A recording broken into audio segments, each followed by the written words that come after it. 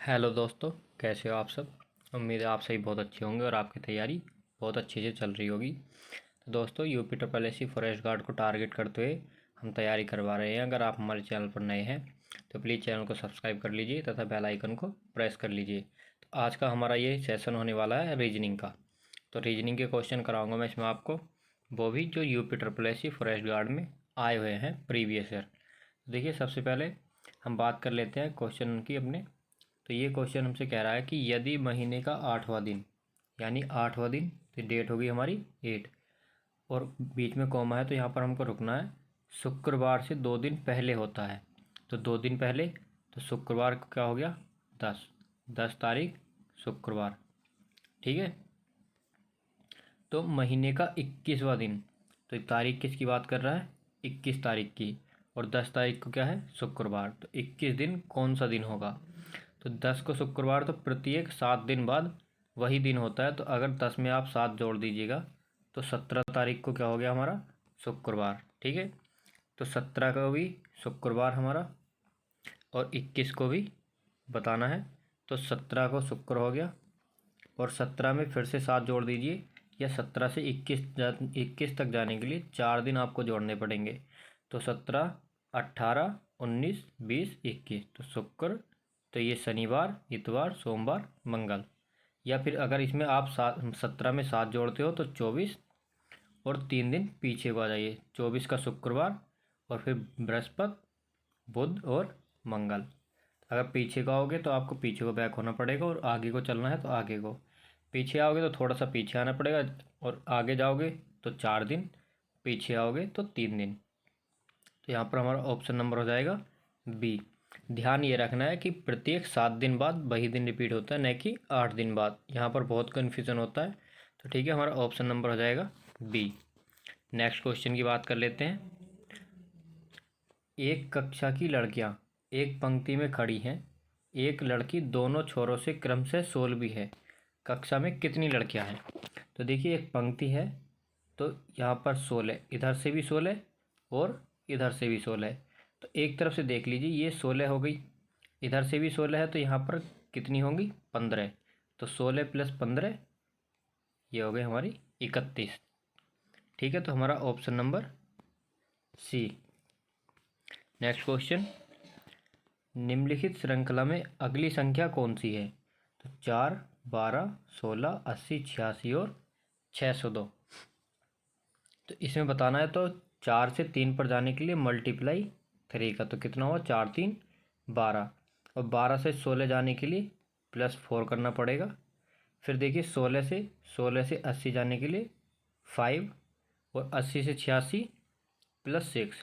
तो देखिए, 3 के बाद 2 ऐड करने पर मल्टीप्लाई करना पड़ रहा है, और एक बार मल्टीप्लाई एक बार ऐड, लेकिन मल्टीप्लाई टू मल्टीप्लाई 2 ऐड किया, और +2 प्लस इसमें भी 2 ऐड किया। ऐसे ही अगर हम आगे देखेंगे तो 86, देखिए 5 हो गया यहाँ पर 86, तो 86 5 + 2, तो यहाँ पर 7 की मल्टीप्लाई, और उसके बाद 6 + 2 8। ठीक है, तो 602 में अगर 8 जोड़ते हैं हम तो कितना हो गया 610। ऑप्शन नंबर हमारा ऑप्शन नंबर बी करेक्ट हो जाएगा। पहले मल्टीप्लाई फिर ऐड फिर मल्टीप्लाई फिर ऐड, मल्टीप्लाई टू मल्टीप्लाई, यहाँ से यहाँ देखना है +2 होगा और +2 + 2 होगा। ठीक है। Next question 64। नीचे दिए गए प्रश्न में एक कथन तथा उसके संदर्भ में 2 तर्क दिए गए हैं, 1 और 2। तय करना होगा कि कौन सा कथन मतलब कौन सा तर्क मजबूत है। ऐसे क्वेश्चन में आपको इसके जो ये दिया हुआ होता है कि कौन सा तर्क मजबूत है, तो ये जो इसकी व्याख्या ये जरूर पढ़ लिया करिए आप। इससे क्या होता है कि इससे हमें पता चल जाता है कि हमको इस क्वेश्चन में अपनी तरफ से दिमाग लगाना है या नहीं लगाना। तो यहाँ पर हमने देखा, तो इसमें से पूछा है सिर्फ तर्क कौन सा मजबूत है, तो हम इसमें अपनी तरफ से भी थोड़ा बहुत दिमाग लगा सकते हैं, हमको प्रतिबंधित नहीं किया गया है। तो जैसे कि मतलब वो ओपिनियन ही हमारी पूछ रहा है कि आप इस पर क्या निष्कर्ष दोगे अगर ऐसा होता है तो क्या सरकार को दालों के निर्यात पर प्रतिबंध लगाना चाहिए। ये तो है हमारा कथन। अब हमें इसका आंसर देना है कि करना चाहिए या नहीं करना चाहिए। इन दो में बताना है कि अगर ये दो चीज़ें दी गई हैं हमको, दो तर्क दिए गए हैं। अब बताना है इस तर्क के हिसाब से कि ऐसा करना चाहिए या ऐसा करना चाहिए या नहीं करना चाहिए। क्वेश्चन भी दिया है, आंसर भी दिया है, ठीक है। तो हाँ, पहला कह रहा है कि पहला तर्क कह रहा है कि हाँ ऐसा करना चाहिए। वो क्या? इससे भारत में दालों की कीमत कम हो जाएगी। तो बिल्कुल सही बात है। अगर दालों का निर्यात यानी कि दाल दूसरे देश बाहर भेजनी बंद हो जाएंगी, तो जितना भी उत्पादन होगा वो हमारे ही काम में आएगा। जब हमारे काम में आएगा तो हमारे पास पर्याप्त मात्रा में दाल होगी, तो उसके प्राइसेस कम होंगे। दूसरा देख लेते हैं। नहीं, तो ये एक पॉजिटिव है और एक निगेटिव। तो ये मना कर रहा है कि इस निर्णय से निर्यात उद्योग में नौकरियां समाप्त हो जाएंगी। तो देखिए, क्या सिर्फ दाल निर्यात ही निर्यात उद्योग है? बाकी कोई निर्यात उद्योग नहीं है। तो हमारे पास और भी निर्यात उद्योग हैं, और ये कह रहा है कि निर्यात उद्योग में नौकरियां समाप्त हो जाएंगी। तो दालों के निर्यात पर प्रतिबंध लगाने से निर्यात उद्योग में नौकरियां समाप्त नहीं होंगी। तो हमारा तर्क एक मजबूत होगा।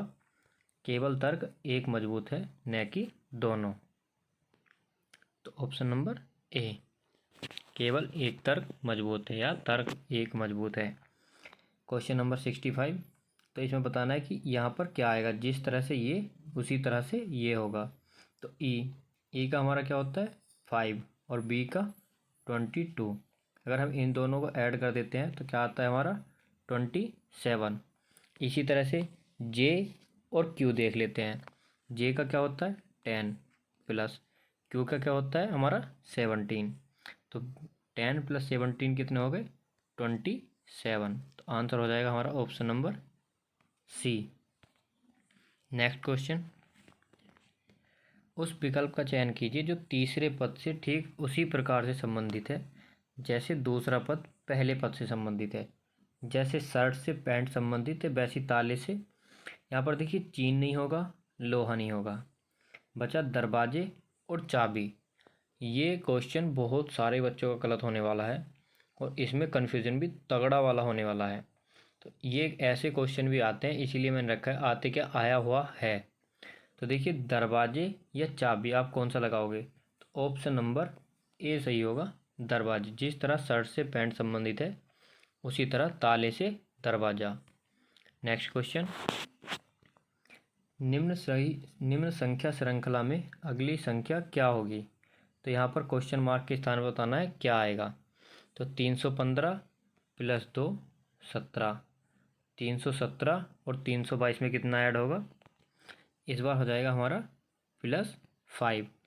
322 तो 329। तो ये होगा हमारा +7। और 329 से 340 जाने में होगा हमारा +11। तो यहाँ पर कितना जुड़ा? 3। यहाँ पर कितना जुड़ा? 2। यहाँ पर 4। तो जैसे 3 फिर 2 फिर 4, तो फिर इस हिसाब से हमारा आना चाहिए 2। और 2 हम ऐड करेंगे 11 में, तो क्या आएगा हमारा? 13। और 340 में 13 ऐड करेंगे तो कितना आएगा हमारा? 340 और +13। ठीक, तो ये हो जाएगा हमारा 353। तो 353 ऑप्शन नंबर बी हमारा करेक्ट हो जाएगा। Next question 68। अतुल उत्तर की ओर 5 किलोमीटर चलता है। ठीक है, उत्तर की ओर। तो हम मान लेते हैं, अगर देखिए वैसे तो आप उस हिसाब से मान सकते हो, जिधर उत्तर है अगर उधर ही उत्तर मान लोगे तो आपके लिए बेस्ट है। लेकिन उत्तर हम ऊपर की साइड मानते हैं, तो ऊपर की तरफ मान लीजिए। अतुल उत्तर की ओर 5 किलोमीटर चलता है। तो मान लीजिए हमारा यहाँ से चलाते हैं नीचे से, फिर जगह कम पड़ जाएगी। ये 5 किलोमीटर चल गया, ठीक है। फिर बाईं ओर मुड़ जाता है, बाईं ओर लेफ्ट हैंड, ठीक है, बाईं ओर मुड़ जाता है और 3 किलोमीटर चलता है। 3 किलोमीटर चल गया, और 3 किलोमीटर चलने के बाद वह दाईं ओर मुड़ जाता है। तो दाईं ओर ये राइट हैंड की तरफ, और 5 किलोमीटर चलता है। अब बताना है वह आरंभिक बिंदु से किस दिशा में है। तो ये किस दिशा में चल रहा है? ये चल रहा है उत्तर दिशा में। लेकिन यहाँ से हमारी ये हो जाएगी तिरछी। तो इधर कौन सी दिशा है? पश्चिम। और ये कौन सी दिशा थी? उत्तर। तो ऑप्शन हो जाएगा हमारा बी, उत्तर पश्चिम। Next question 69। दक्षिण पूर्व की ओर मुख किए हुए एक व्यक्ति 45 डिग्री पर घड़ी की सुई की दिशा में मुड़ जाता है। देखिए, दक्षिण पूर्व, तो हमको सारी दिशा बनानी पड़ेगी। तो ये 4 हो गई, और लेकिन हमको दक्षिण पूर्व देखना, तो इस तरह से ये हो गई हमारी उत्तर, ये हो गई हमारी पूर्व, ये वाली पश्चिम, और ये दक्षिण। अब ये वाली उत्तर पूर्व, दक्षिण पश्चिम और उत्तर पश्चिम। बात कर रहा है वो व्यक्ति खड़ा है हमारा दक्षिण पूर्व की मुख किए हुए, तो इधर की साइड मुंह किए हुए खड़ा है व्यक्ति हमारा। 45 डिग्री घूमता, तो ये 45 डिग्री घूम गया, तो अब उसका मुंह हो गया दक्षिण की ओर। फिर वो घूमता है 180 डिग्री, फिर वह घड़ी की सुई की दिशा में, घड़ी की सुई की दिशा यही है, फिर से घड़ी की सुई की दिशा में 180 डिग्री, तो 90 डिग्री और 90 डिग्री, पूरा 180 डिग्री हो गया, 180। तो अब किस दिशा में है वो हो गया इस टाइम उत्तर की दिशा में। तो ऑप्शन नंबर हमारा बी, ऑप्शन बी करेक्ट हो जाएगा। Next question 70, EFG 7 8 9। तो ई का क्या होता है 5, एफ का 6, जी का 7। अब आप इसको देखोगे तो आपको ऐसा लगेगा 7 8 9 +2 +2 +2। ठीक है, इसी तरह OPQ में कर लेते हैं। तो हमारा OPQ, ओ का होता है 15, पी का 16 और क्यू का 17। कंटिन्यूस दे रखे हैं, तो 15 2 17, 16 2 18, 17 2 19। देख लीजिए 17 18 19, ऑप्शन नंबर ए। ठीक है, नेक्स्ट क्वेश्चन की बात करते हैं अपने। किसी कोड भाषा में क्रिमिनल को RCJNJLAN के रूप में लिखा जाता है, तो उसी भाषा में TERMITES टर्मिटेस को कैसे कोडिट किया जाएगा। तो देखिए क्रिमिनल के नीचे आप जैसे CRIMINAL जो आगे दे रखा है उसको भी इसी के नीचे लिख लीजिए, RCJNJLAN।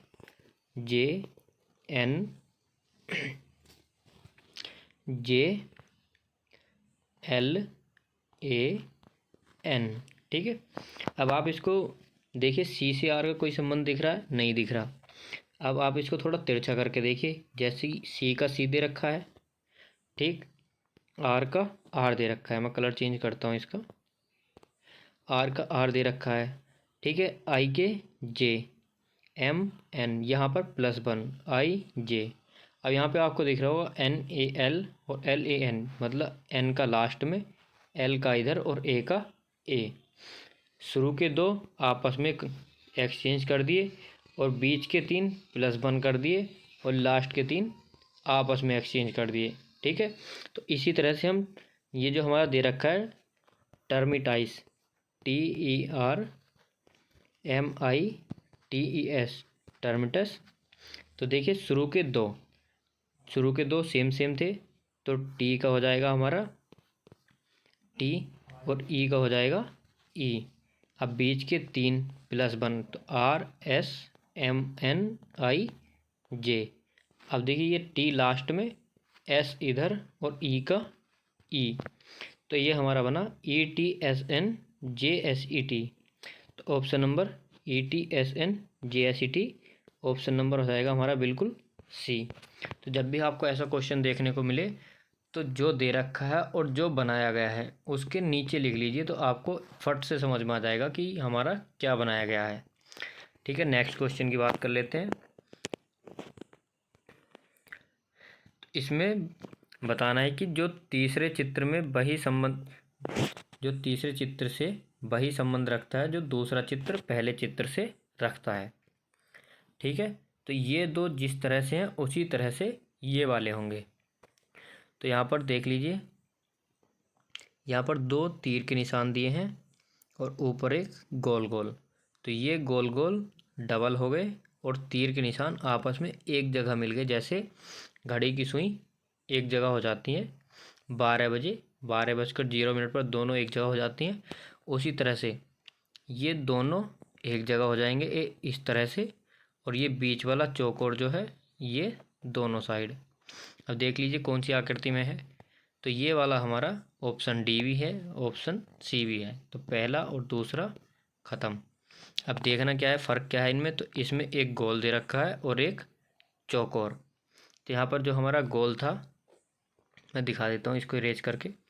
यहाँ पर गोल था, चौकोर हो गया, तो यहाँ पर गोल था, चौकोर हो।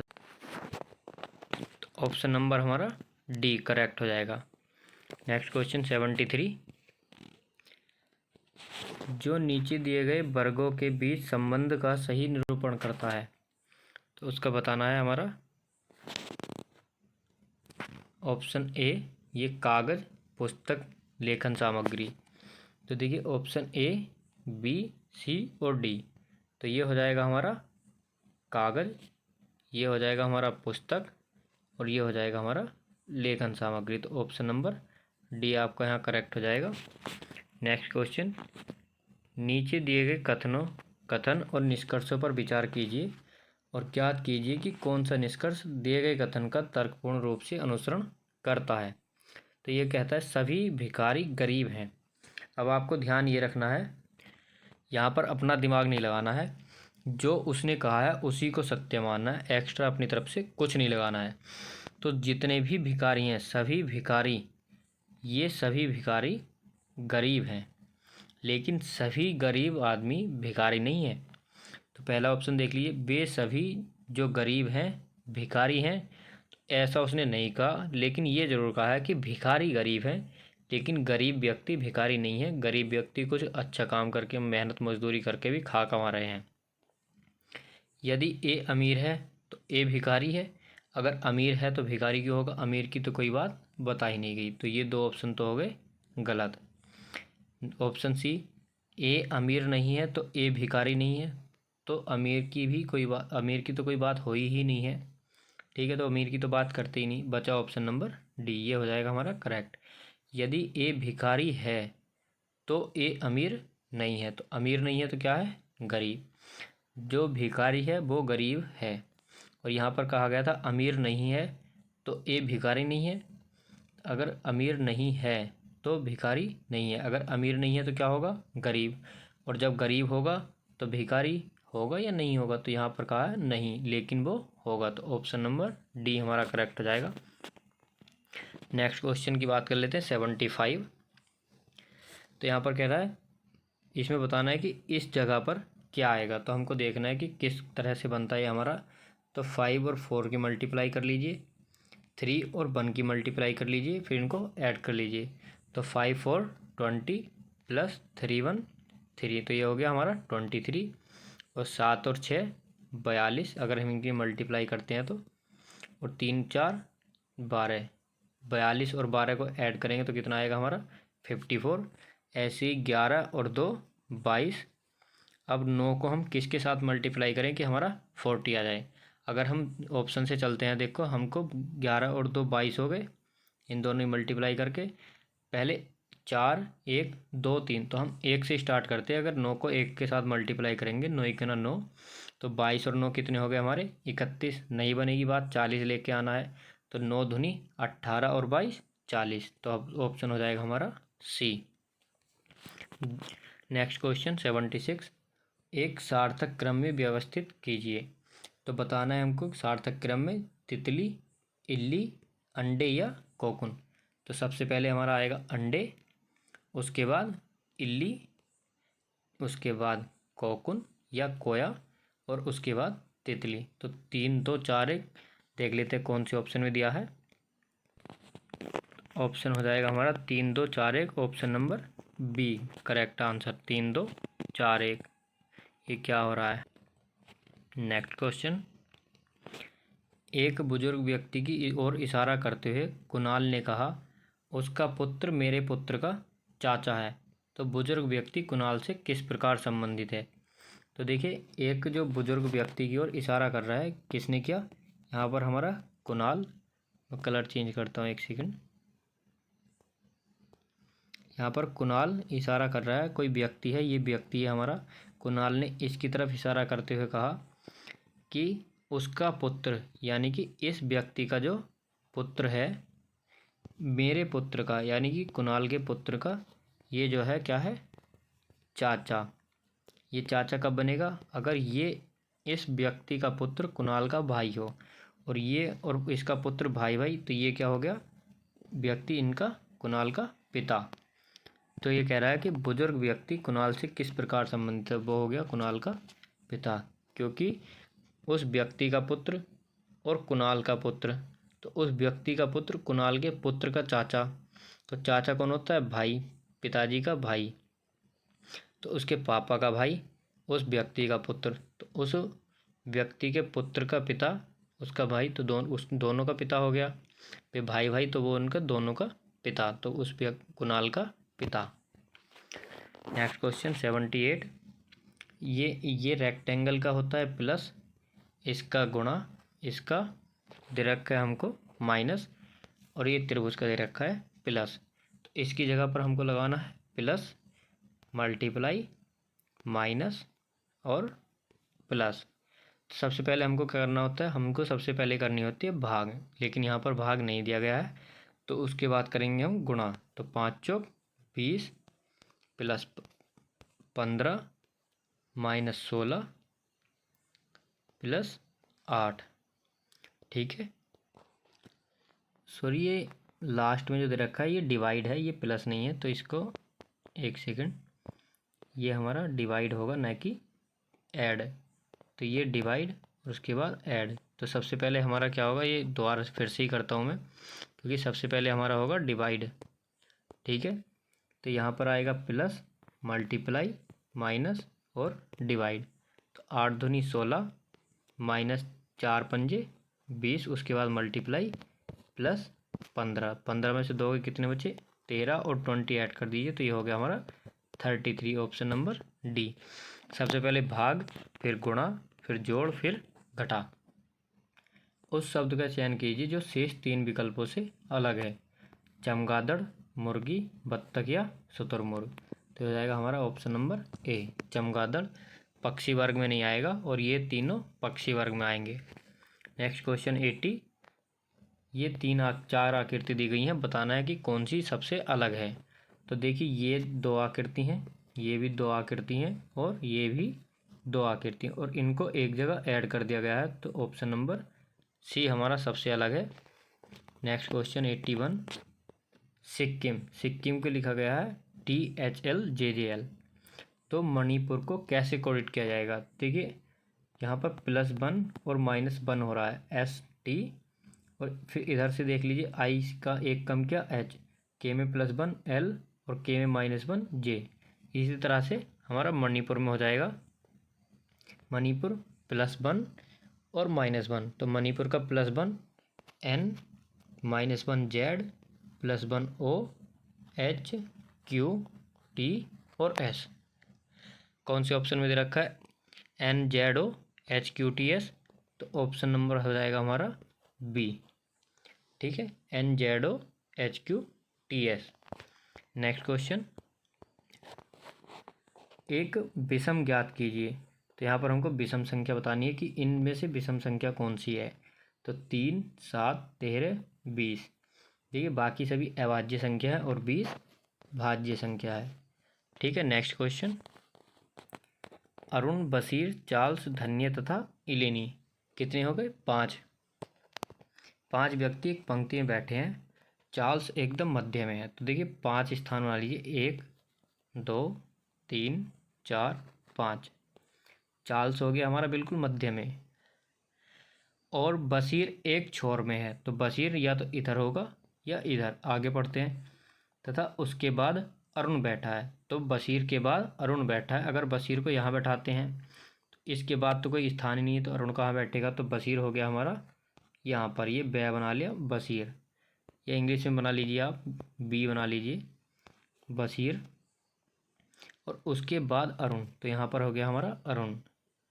दूसरे छोर पर कौन है? तो यहाँ पर बताना है यहाँ पर कौन है। वह इलेनी के बगल में है। जब इलेनी के बगल में है तो यहाँ पर कौन बचा? धन्य। ठीक है, तो लास्ट में हमारा हो गया धन्य, ऑप्शन नंबर सी।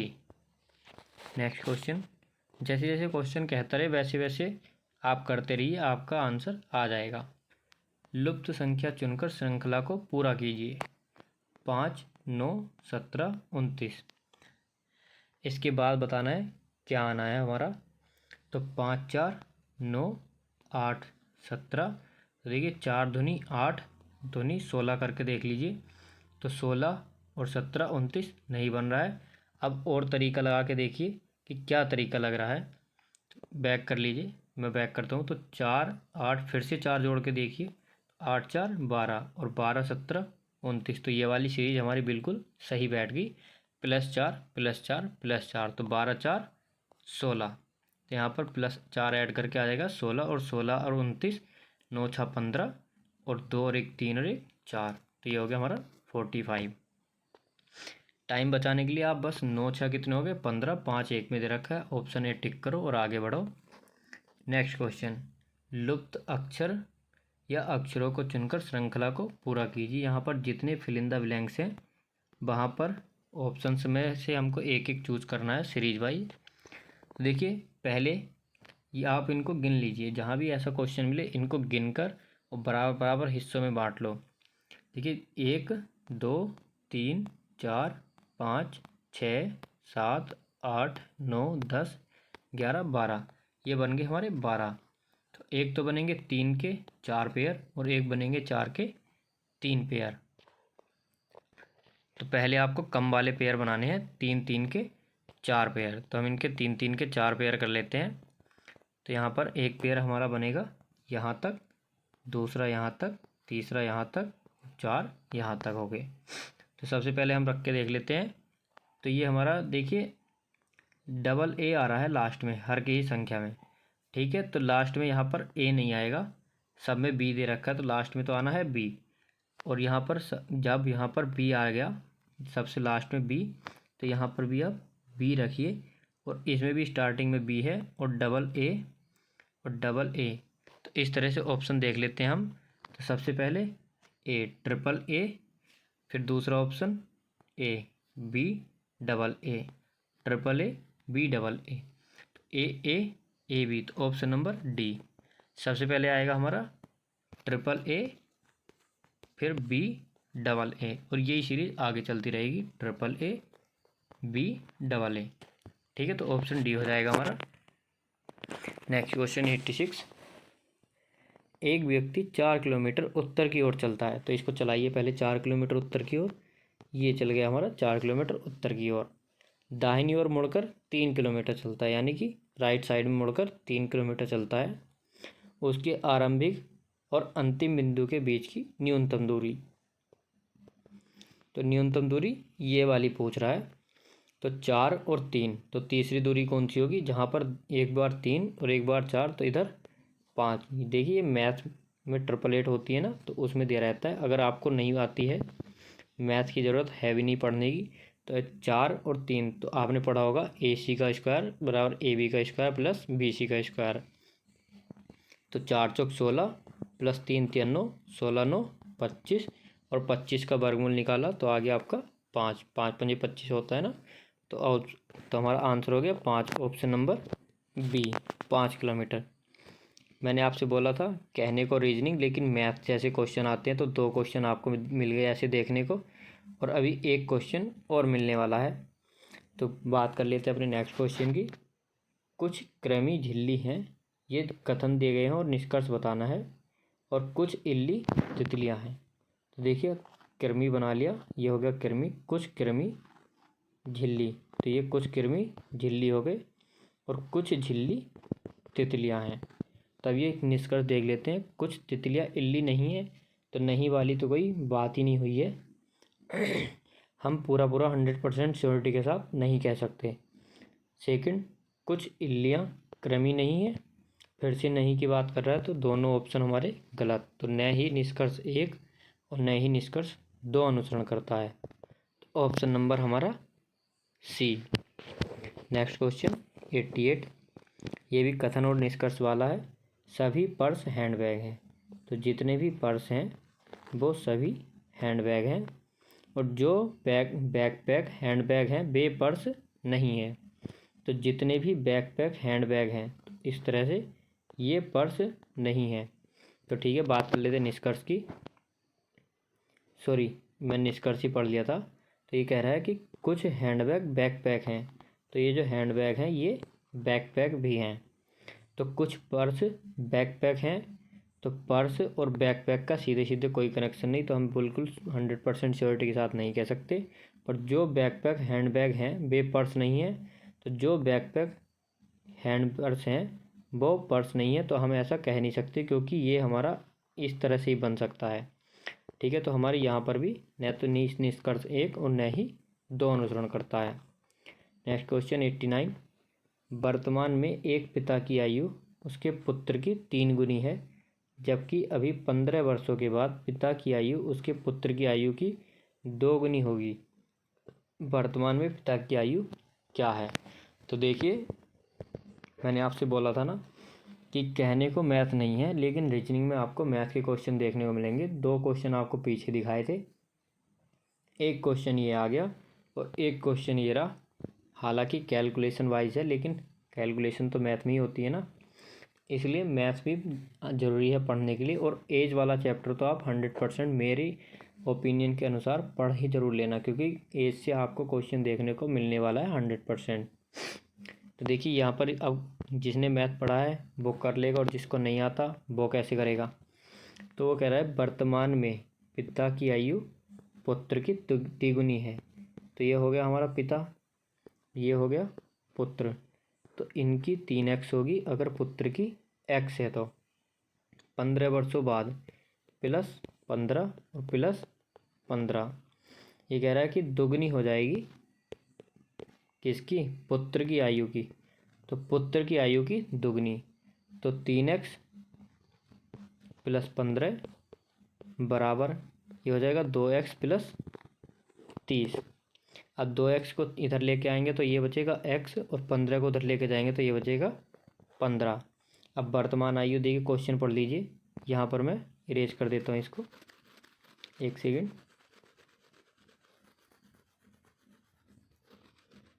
देख लीजिए, आपको क्वेश्चन दिख गया होगा। वर्तमान में एक पिता की आयु उसके पुत्र की 3 गुनी है। x कौन था हमारा? x हमारा पुत्र था, और इसकी 3 गुनी 15 या 45। तो यहाँ पर पिताजी की आयु होगी वर्तमान 45, ऑप्शन नंबर सी। यहाँ पर देखना है 836 minus 246 has 82 plus 66 minus 234 has 13 बराबर 881। तो हैज़ किसके समतुल्य है? मतलब कि इसमें से प्लस कर, हैज़ के स्थान पर प्लस लगाएं या स्टार, ये मल्टीप्लाई के लिए होगा, ये भाग है डिवाइड, और ये माइनस, कि इन सभी के स्थान पर जहाँ पर भी हैज़ दिया गया है कौन सा चिन्ह लगाएं ताकि हमारा 881 बन जाए। तो यहाँ पर मतलब इस तरह के क्वेश्चन में जहाँ भी आपको ऐसा देखने को मिले, तो मैं इसको थोड़ा जूम कर लेता हूँ। जहाँ पर भी आपको इस तरह का क्वेश्चन देखने को मिले, सबसे पहले आप डिवाइड करके देखना, इन माई ओपिनियन। ठीक है, बाकी आप पर डिपेंड करता है कि आप कैसे करते हो, लेकिन आपको करना ही पड़ेगा। तो यहाँ पर हम डिवाइड लगाते हैं और यहाँ पर भी डिवाइड। तो सबसे पहले क्या करना होता है हमको? सबसे पहले डिवाइड करना होता है।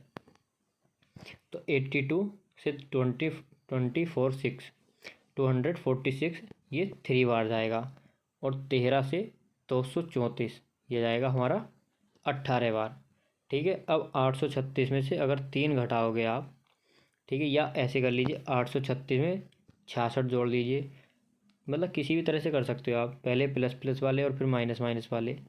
836 में अगर आप 66 जोड़ते हो तो ये होगा आपका 902, और 18 और 3 यानी दोनों माइनस के हैं, 18 और 3 जोड़ोगे तो कितने हो गए? 21। 902 और 21, 902 में से 21 गया, आपका बचेगा 881। तो आपका आंसर बिल्कुल सही आ गया 881। तो ऑप्शन नंबर सी करेक्ट हो जाएगा।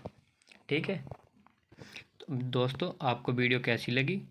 अगर अच्छी लगी हो तो प्लीज़ लाइक करें, अपने दोस्तों के साथ शेयर करें, तथा कमेंट बॉक्स में हमको अपना स्कोर ज़रूर बताना। और इन सारी वीडियोस के PDF के लिए जितनी भी हमारी वीडियोस होती हैं, हमारे टेलीग्राम चैनल को ज्वाइन कर सकते हैं, जिसकी लिंक आपको डिस्क्रिप्शन में मिल जाएगी। तो दोस्तों मैं आपको एक बार टाइमिंग बता देता हूँ अपनी क्लासेस की। तो हमारा सुबह में होता है 8 बजे मिक्स नहीं, टॉपिक वाइज जो हमारे समानार्थी शब्द के प्रैक्टिस सेट करा दिए, 50 क्वेश्चन होते हैं डेली पर डे एक सेट में। अब पर्यायवाची चल रहे हैं, 100 क्वेश्चन करा चुका हूँ, समानार्थी शब्द के 200 क्वेश्चन करा चुका हूँ। वे आपके लिए बहुत ही हेल्पफुल साबित होने वाले हैं, उनको देख लीजिए। आपके एग्ज़ाम में उन्हीं में से क्वेश्चन आपको देखने को मिलने वाला है। ठीक है। और ये प्रैक्टिस सेट हमारा 8 बजे आना था, लेट हो गया, आज मैं बहुत बिजी था, इस चक्कर में नहीं दे पाया। तो चलिए, अगर आपको इनकी PDF चाहिए तो टेलीग्राम को ज्वाइन कर लीजिए, और अगर आपने वो वीडियोस नहीं देखी हैं तो वीडियोस को देख लीजिए। तो चलिए दोस्तों, आज की वीडियो यहीं तक।